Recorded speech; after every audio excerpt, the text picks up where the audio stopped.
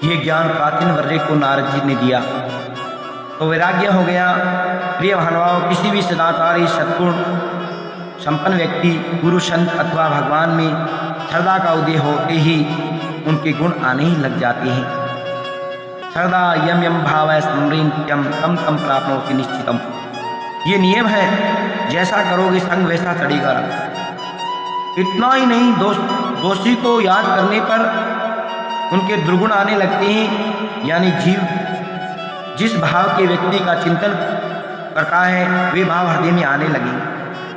जिस किसी के प्रति आप श्रद्धा भाव रूपी डोरी जोड़ दोगे उससे आपका संबंध जुट जाएगा। जैसे आकाश में बिजली के तारों में करंट दौड़ता है, उसी प्रकार जहाँ तक जिससे आपकी भाव श्रद्धा की डोरी जुड़ी है तत्क्षण ही वायुमंडल में से होकर उनके भाव आपके हृदय के अंदर आने लगते हैं। इस अटल नियम को ध्यान में रख करके हमें अपनी श्रद्धा की डोरी किसी ज्ञानी, योगी, भक्त, संतवंत, ब्राह्मण, एक भगवत प्रेमी अथवा भगवान से ही जोड़ देनी चाहिए। और जो रोज निरंतर उसी भाव में रहने पर शांति और आनंद प्राप्त होने लगेगा, आपका जीवन बदल जाएगा, आपकी गति और मति प्रभु की ओर चली जाएगी। श्रद्धा भजन सत्संग से ही परमात्मा की प्राप्ति संभव है। लगन लगा करके मगन होकर के भक्ति करो, लगन लगी रहे आठों याम, निश्चय ही मिलते हैं शक्तिमान।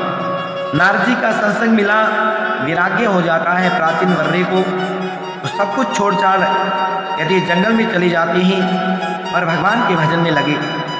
उसी के पुत्र प्रचेतागण पानी के अंदर सत्संग भजन कर रहे थे, उसी समय भगवान प्रकट हुए। कहा, हे प्रचेतागणों, तुम ऐसा करो जो प्रेम लोचा की कन्या मारिसा के साथ विवाह करो। ऐसा कहकर भगवान अंतर्यान हो गए और कहते हैं ब्रह्मा जी ने कहने पर उनके साथ विवाह कर लेते हैं और उसके गर्भ से एक पुत्र हुआ जिसका नाम था दक्ष। और कई 10 लाख वर्ष बीत जाने पर प्रचेताओं को ज्ञान हुआ, पुत्र को पत्नी के साथ छोड़ करके जंगल में भजन करने चले जाते हैं। भजन ध्यान करते करते प्रचेतागण नारायण के चरणों में लीन हो जाते हैं। उसके बाद विदुर जी कहते हैं कि मित्र जी, हम हस्तिनापुर जाना चाहते हैं। प्रणाम किए और चले जाते हैं। श्री भागवत भगवान के 3 व 4 स्कंद का तक मित्र जी विदुर जी का संवाद हुआ और भागवत इसमें परम पवित्र राजाओं का जो चरित्र जो सुनाएगा उसे दीर्घायु, यश, धन, क्षेम, सद्गति प्राप्त होती है। प्रिय महानुभाव, अब आगे हम भागवत के 3 स्कंद व 4 स्कंद को प्रणाम करते हुए 5वें स्कंद के अंदर प्रवेश करते हैं। भागवत के 5वें स्कंद की कथा ध्यान से सुनने की है। प्रिय महानुभाव, राजा परीक्षित ने प्रश्न किया, हे गुरुवर सुखदेव जी, प्रियवर्तो भागवत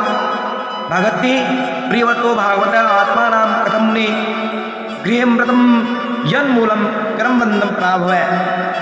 यदि आत्मा नाम भक्त होते हुए भी वह भक्ति यानी न लग करके भोगों में क्यों पड़ गए, ऐसा क्यों, क्या आप हमें बताएंगे?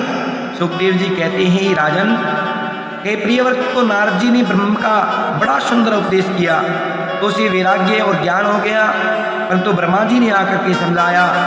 ब्रह्मा जी कहे, बेटा प्रियव्रत, परमात्मा के सिद्धांतों और नियमों को कोई पकड़ नहीं सकता। अगर किसी को ग्रस्त होना है तो वो ग्रस्त होगा, व्रत होना है तो व्रत होगा, भक्त होना है तो भक्त होगा, जैसा कर्म में लिखा है वैसा ही होगा। लेकिन एक बात हम आपको बताते हैं, बाबा जी बनने से कल्याण नहीं होगा, चाहे वह हिमालय की कंदराओं में जाकर क्यों ना बैठ जाए। ये जन्म मृत्यु का चक्कर चलता ही रहता है, पुनरपि मरणम पुनरपि जन्म।